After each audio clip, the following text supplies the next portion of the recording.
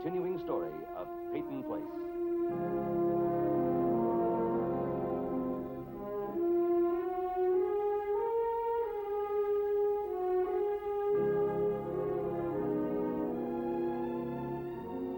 Starring Ed Nelson as Michael Rossi, Ryan O'Neal as Rodney Harrington, Barbara Parkins as Betty Anderson, Christopher Connolly as Norman Harrington, Patricia Morrow as Rita Harrington, James Douglas as Stephen Cord.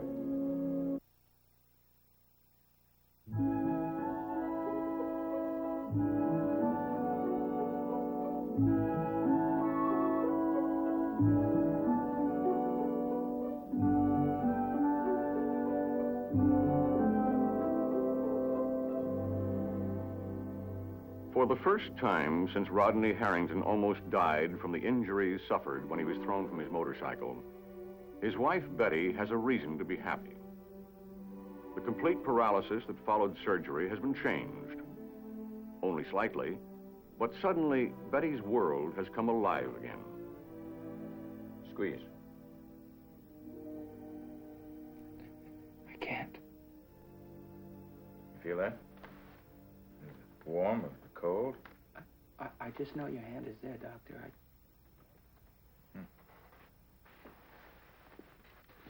Rod? I'm going to tell you that... Oh, here's your wife and your brother. I'm going to make this brief.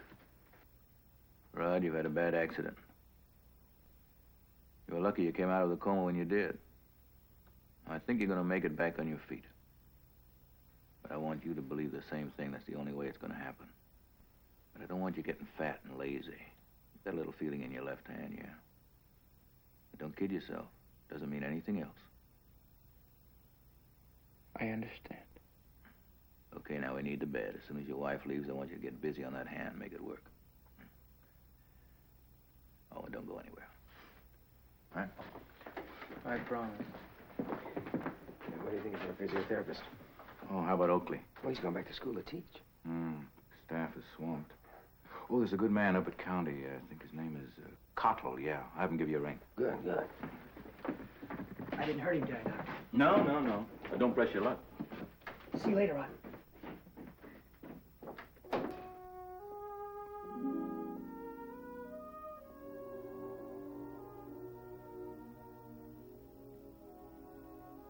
Darling, you're going to be all right. I could tell by the way Dr. Miles was talking. I'm positive you're going to recover completely. You're beautiful.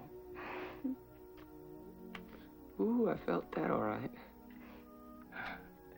Oh, I always liked your hands. I wish I could feel your hands. I can just barely feel. You will. I know you will. Do you remember the first time you ever held my hands? Do you? Oh, you don't remember, do you? I do, but... But now that you've got me, it doesn't matter, does it? I wouldn't exactly say that I have you, Betty. Not the shape that I'm in. When was it? It was high school. Listen, I know what you're trying to do. I love you. And that's a fact. And you can't escape it.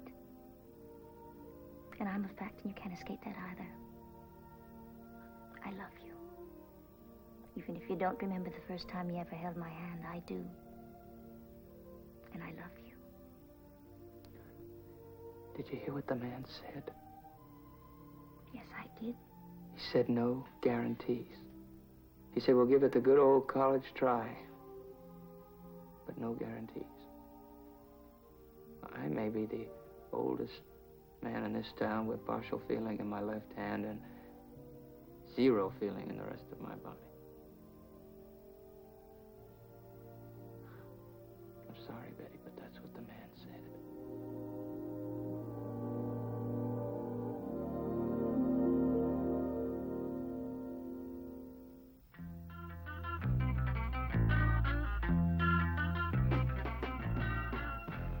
Morning.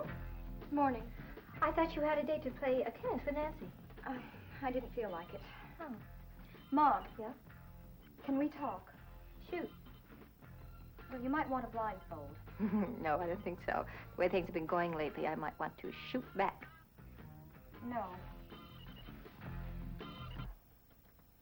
This is strictly a peace movement. What is it? Well, a lot of things. Like? Like... Wow. Carolyn? Mom, are you having an affair with Dr. Rossi? What? Well, I know that's a pretty point-blank way of stating it. I simply don't know how else to ask it. What made you want to ask? Well, you didn't get home until 3 o'clock this morning. Oh, Carol, why do I always think that you're asleep? Well, when I started wondering where you were and what you might be doing, it just gave me too much to think about. Are you? I really don't think this is any of your business. Well, you're probably right. I just want to know why there have to be 2 sets of rules. One for people your age and one for people my age. You know the answer to that. I'm not trying to be sarcastic. Honestly, if I knew the answer, I wouldn't ask. I mean, you expect me to accept it if you're out with a man alone until almost dawn. But if I come in 15 minutes past my curfew, I get the 3rd degree. Carolyn, you know how young you are. You're in your teens. All right. Forget it. I probably should have asked Dad anyway. It's always been very easy to talk to him. I just thought that since you are seriously involved with someone, perhaps we could be more free about it. Well, Carolyn, I'm sorry. I didn't mean to put you off. I guess I was just a little surprised by the question. Well, I did ask you if you wanted to blindfold. Well, is there any reason, I mean, aside from my coming in so late last night, why you would want to discuss it? Yes. What? I just don't know what to do. About what? About being untouched. Well, that sounds like something out of my assigned reading. Very Victorian novel effect.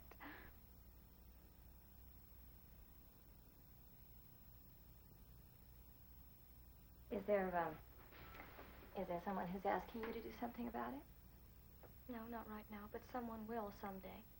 Have you ever been in a situation like that? Not really. Well, don't you suppose that's because you know, without anyone even having to tell you, that there has to be more than just a physical attraction? You mean love? Yes, love. Love. Oh, love. Love is a very hard word to define.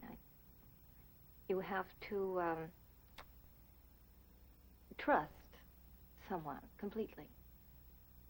To what? To care. To care about you and about your life and what happens to you as much as he cares about his own. Well, how do you ever know? Well, you just have to know the person. And it takes time to know enough about people in general, to sort the good guys from the bad guys. Is that what makes it all right for you? Excuse me, I mean someone like you and wrong for someone like me. That's part of it. Well, what's the rest? Well, I think being able to accept the responsibility that goes along with it. Pregnancy? Well, pregnancy, if it comes to that, but even if it doesn't, I think that you have responsibilities to the other person, to their emotions. Now, I think it's very hard to control emotions. And then when you have to worry about the other person, I think that's just too difficult for a young person to handle. Well, tell me something. What you just said, is that what your mother told you? Yes. Oh, yes, I think it is something like that. And was Dad the first man in your life? Well, I mean, was he the first man that you had a complete relationship with? yes. Yes, he was. And look what happened. Half a lifetime later, you find that it was all a big mistake. And you want me to live by the same rules that ruined your life? Well, I scarcely think that my life has been ruined. Well,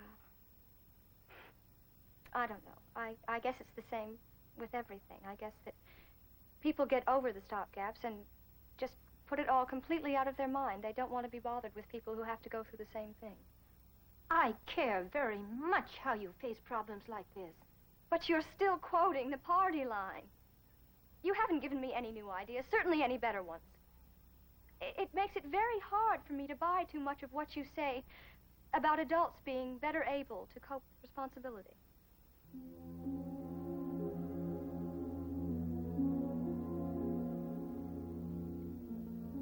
Where are you going? I don't know. I just want to walk.